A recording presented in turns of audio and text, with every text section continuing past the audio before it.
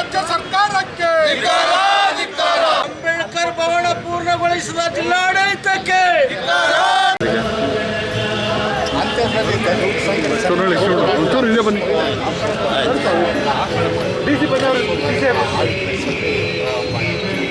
ದಲಿತ ಸಂಘರ್ಷ ಸಮಿತಿ ಕಾರ್ಯಕರ್ತರನ್ನ ಅವತ್ತು ಗೂಂಡಾಗಳು ಇವರು ಈ ಏರಿಯಾಕ್ಕೆ ಬಂದರೆ ಈ ಏರಿಯಾದ ಶಾಂತಿ ಸೌಹಾರ್ದತೆಗೆ ಧಕ್ಕೆ ಬರ್ತದೆ ಅಂತ ಹೇಳಿ ಕರಪತ್ರ ಮಾಡಿ ವಿಷಯದಲ್ಲ ಅವತ್ತು ಜಿಲ್ಲಾಡಳಿತ ದಲಿತ ಚಳವಳಿ ಬಗ್ಗೆ ತೀರಾ ಕನ್ಸರ್ನ್ ಇದ್ದದ್ರಿಂದ ದಲಿತ ಚಳವಳಿಯ ಇತಿಹಾಸ ಇವತ್ತೇನು ಮೈಸೂರು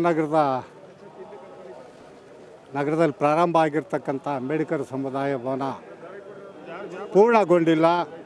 ಕಾಮಗಾರಿ ಅರ್ಧಕ್ಕೆ ನಿಂತಿದೆ.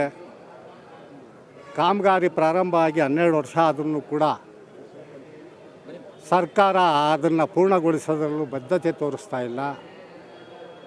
ಅದರ ನಂತರ ಪ್ರಾರಂಭ ಆದಂಥ ಹೊಸ ಜಿಲ್ಲಾಧಿಕಾರಿಗಳ ಕಚೇರಿ, ಹೊಸ ಪೊಲೀಸ್ ಕಮಿಷನರವರ ಕಚೇರಿ, ವಾಲ್ಮೀಕಿ ಭವನ ಮತ್ತು ಜಗಜೀವನರಾಮ್ ಭವನ ಇವುಗಳು ಕಂಪ್ಲೀಟ್ ಆದ್ರೂ ಕೂಡ ಅಂಬೇಡ್ಕರ್ ಭವನನ ಕಂಪ್ಲೀಟ್ ಮಾಡೋದ್ರಲ್ಲಿ ಸರ್ಕಾರ ಮತ್ತು ಜಿಲ್ಲಾಡಳಿತ ಮಲತಾಯಿ ಧೋರಣೆಯನ್ನು ತೋರಿಸ್ತಾ ಇದೆ ಅನ್ನೋ ಕಾರಣಕ್ಕಾಗಿ ನಾವು ಇವತ್ತು ಸರ್ಕಾರದ ಗಮನ ಸೆಳೆಯೋಕ್ಕೆ ಅಂಬೇಡ್ಕರ್ ಅವರ ಪರಿನಿಬ್ಬಾಣ ದಿನ ಜಿಲ್ಲಾಡಳಿತಕ್ಕೆ ಅಂಬೇಡ್ಕರ್ ಅವರಿಗೆ ಗೌರವ ಸೂಚಿಸುವಂಥ ನೈತಿಕ ಹೊಣೆಗಾರಿಕೆ ಇಲ್ಲ ಅನ್ನೋದನ್ನ ತೋರಿಸೋದಕ್ಕೆ ಇವತ್ತು ದಲಿತ ಚಳವಳಿ ಇವತ್ತು ಪ್ರತಿಭಟನೆ ಮೂಲಕ ಸರ್ಕಾರದ ಗಮನ ಸೆಳೆದಿದೆ.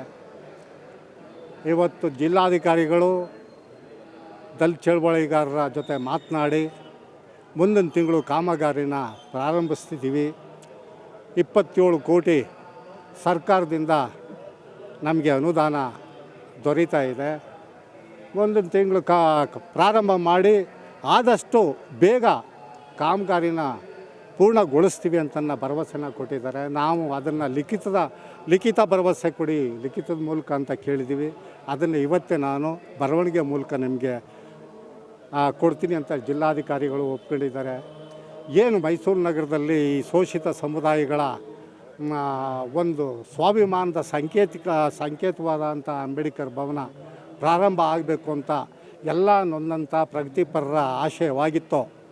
ಇದು ಎಲ್ಲ ಸಮಾಜದ ಶೈಕ್ಷಣಿಕ, ಸಾಂಸ್ಕೃತಿಕ ಮತ್ತು ಬೇರೆ ಬೇರೆ ರಂಗದಲ್ಲೂ ಕೂಡ ಆ ಶೋಷಿತ ವರ್ಗ ತಮ್ಮ ಹಕ್ಕುಗಳನ್ನ, ಅವಕಾಶಗಳನ್ನ ಪಡೆಯುವ ನಿಟ್ಟಿನಲ್ಲಿ ತಮ್ಮ ಜ್ಞಾನಾರ್ಜನ ವೃದ್ಧಿಸ್ಕೊಳ್ಳೋ ನಿಟ್ಟಲ್ಲಿ ಅಂಬೇಡ್ಕರ್ ಭವನ ಇಲ್ಲಿ ಬೇಗ ಪೂರ್ಣ ಆಗಬೇಕು ಅಂತ ಅನ್ನೋದು ದಲಿತ ಸಂಘರ್ಷ ಸಮಿತಿಯ ಒತ್ತಾಯ.